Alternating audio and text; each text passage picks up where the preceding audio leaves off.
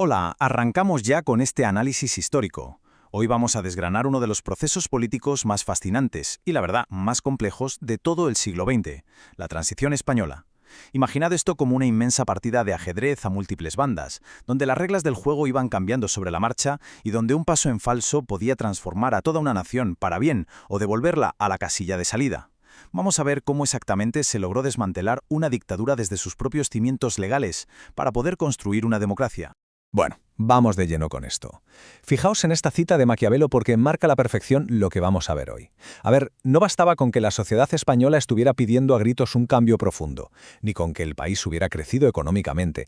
Hacía falta algo más. Hacía falta la intervención metódica, súper calculada y muy audaz de personas concretas que supieran cómo maniobrar dentro de un régimen que llevaba nada más y nada menos que 40 años en el poder.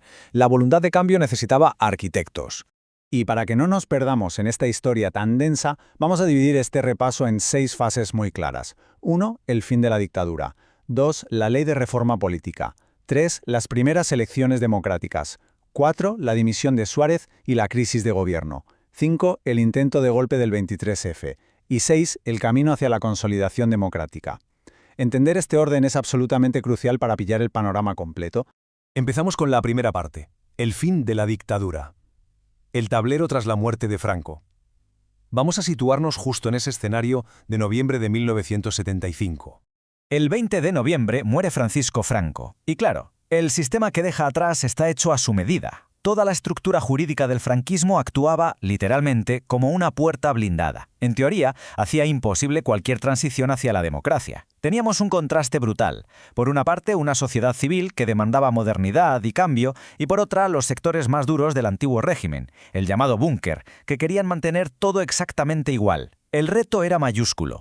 Entonces, ¿cómo se desatasca esto? Pues con 3 movimientos clave que son pura estrategia. Primero, el nuevo jefe de Estado, el rey Juan Carlos I, tiene claro que con los inmovilistas no se puede avanzar. Así que sitúa a Torcuato Fernández Miranda al frente de las Cortes para controlar el cotarro legal y luego fuerza la salida del presidente del gobierno, Arias Navarro. Tras negociar entre bambalinas, Fernández Miranda presenta 3 nombres para sustituirlo. Y el 3 de julio del 76, bombazo. El rey elige a Adolfo Suárez, una decisión que dejó a todo el país atónito, porque Suárez venía directamente de las entrañas del Movimiento Nacional, el partido único de la dictadura. Desde luego, la oposición democrática no daba un duro por él. Y aquí viene lo interesante, y demuestra cómo las apariencias engañan. Suárez empezó a mover sus piezas a una velocidad de vértigo, para mandar señales inequívocas de que la reforma iba en serio. De entrada, concedió una amnistía que sacó a unos 400 presos políticos a la calle. Y luego, en un movimiento súper inteligente para evitar levantamientos, se reunió con la cúpula del ejército y metió al general Gutiérrez Mellado como vicepresidente del gobierno. De repente, los que dudaban de él tuvieron que rendirse ante los hechos.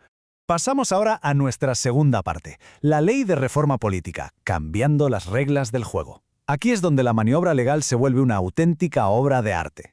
Si el régimen franquista era un edificio blindado, la ley de reforma política fue la demolición controlada desde dentro.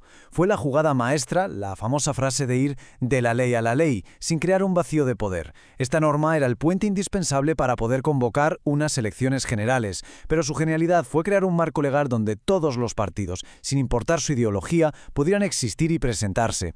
Conseguir que fuerzas que llevaban décadas odiándose aceptaran las mismas reglas del juego es una elección política fascinante.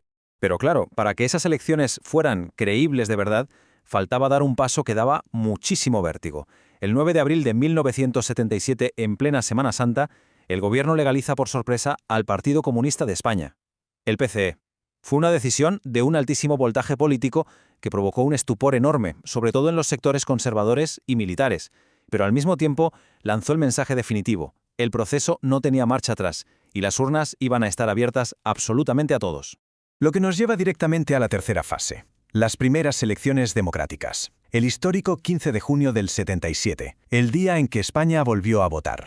Ahora, lo que resulta verdaderamente interesante aquí es ver cómo quedó mapeado el nuevo ecosistema político del país. Por el centro, llevándose la victoria, teníamos a la UCD de Adolfo Suárez atrapando el voto de las clases medias. Por la izquierda, el PSOE irrumpió con una fuerza tremenda de la mano de unos jovencísimos Felipe González y Alfonso Guerra, trayendo una socialdemocracia de corte europeo, acompañados del histórico PCE de Santiago Carrillo. Por la derecha estaba Alianza Popular, liderada por Fraga, reuniendo a los sectores más moderados del régimen anterior. Y todo esto sumado a la fuerte presencia de los nacionalismos, como CiU y el PNV, y la legalización de sindicatos y patronal. El tablero político, por fin, estaba completo. Pero tras esa euforia inicial, llegamos al capítulo 4, dimisión y crisis de gobierno. El desgaste del poder, gobernar a esa velocidad y con esas presiones, pasa factura. Fijaos en estas palabras. El 26 de enero del 81, Adolfo Suárez, el principal piloto de todo este cambio, aparece en televisión y suelta esto.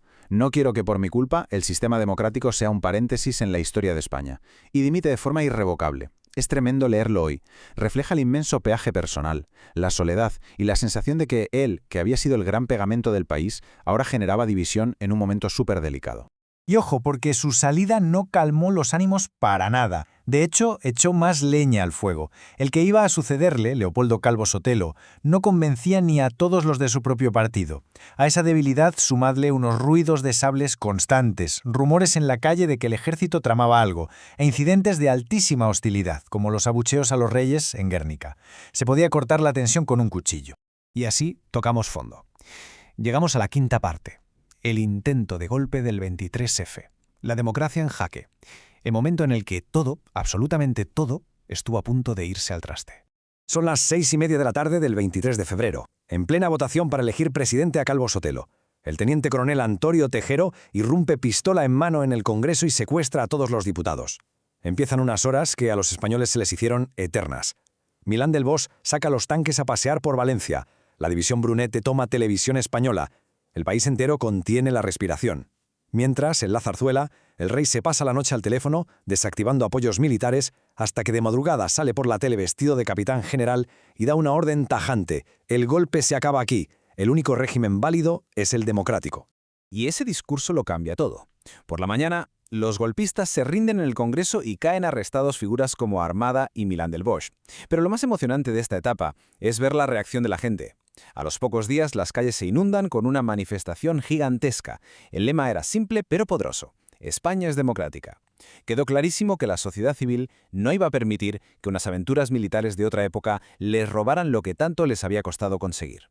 Y con ese susto en el cuerpo, entramos en la recta final, la fase 6, hacia la consolidación democrática, reformas finales y el triunfo del PSOE. El país necesitaba estabilizarse rápido. Calvo Sotelo por fin asume la presidencia. Su mandato duró poco, pero tomó dos decisiones que levantaron muchísimas ampollas. Por un lado, metió a España en la OTAN, algo a lo que el PSOE se opuso ferozmente, prometiendo salir si gobernaban. Y por otro, impulsó la ley del divorcio, una ley que se enfrentó a los sectores más conservadores y a la Iglesia, pero que la calle adoptó en cuestión de días, llenando los juzgados de peticiones. Fueron dos medidas súper polarizantes, sí, pero que a nivel práctico modernizaron la estructura del país. El problema es que el partido del gobierno, la UCD, se caía a pedazos. Había fugas hacia el PSOE y los leales a Suárez montaron un partido nuevo, el CDS. Mientras el país seguía construyendo su mapa de autonomías, el centro político se desintegraba. Todo saltó por los aires en las elecciones andaluzas del 82, que fueron la antesala de lo que pasaría poco después a nivel nacional.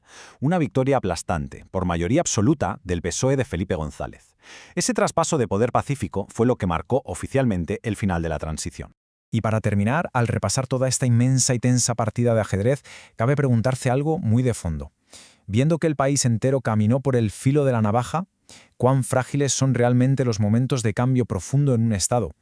Y, sobre todo, este desmantelamiento pacífico de un régimen autoritario que hizo España, ¿qué lecciones nos deja hoy para afrontar las crisis democráticas en el mundo moderno? Desde luego, es algo sobre lo que merece la pena reflexionar.